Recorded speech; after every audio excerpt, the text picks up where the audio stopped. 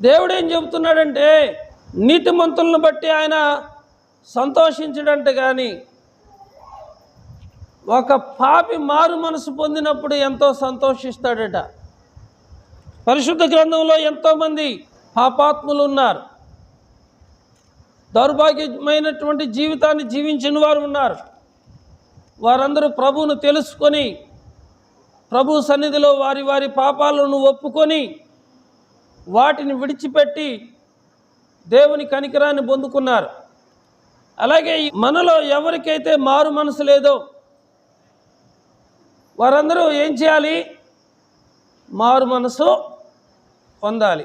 ఈ మారు మనసు గురించి కొద్ది సమయం దేవుడు మనతో మాట్లాడుతూ ఉన్నాడు. మీరు గమనించండి, బావిలో నీరు ఊరితే ఉప్పకన్నా ఊరిద్ది, తీగన్నా ఊరిద్ది. గంటసేపు తీపిగా గంటసేపు ఉప్పగా ఊరిద్దా? అలాగే మనం అవునంటే అవును, కాదంటే కాదు, మనం కూడా ఒకే మాట మీద ఉండాలి. స్థిరమైన బుద్ధి కలిగి మనం ఉండాలి. మారు మనసు ప్రతి ఒక్కరు కూడా పొందుకోవాలి. ఏంటి మారు మనసు అంటే? కొన్ని విషయాలు నేను మీకు చూపిస్తాను, జాగ్రత్తగా వినండి. లోకంలో చాలామంది మనుషులు పుడుతూ ఉన్నారు, చనిపోతూ ఉన్నారు. దేవుని ఎదురు నుండి వచ్చేటప్పుడు యథార్థవంతులుగానే వస్తున్నారు, చనిపోయేటప్పుడు పాపాత్ములుగా చనిపోతున్నారు. పాపాత్ములుగా చనిపోతే వారు పాతాళానికి, నరకానికి వెళతారు. యుగయుగాలు ఆ పాతాళములో, నరకములో యాతన పడుతూ ఉండాలి. ఆ పరిస్థితి నుంచి మనము విడిపించబడాలని, మనమందరము నిత్య జీవానికి వెళ్ళాలని యేసు ప్రభు వారి లోకానికి వచ్చాడు.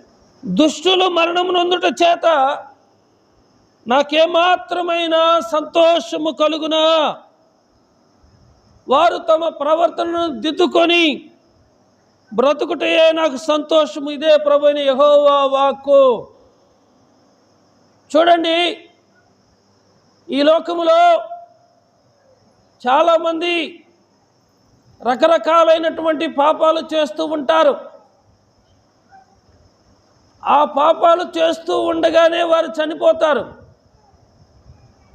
పాపాత్ముడు చనిపోతే, చెడ్డవాడు చనిపోతే, దుర్మార్గుడు చనిపోతే మనుషులు సంతోషపడతారేమో.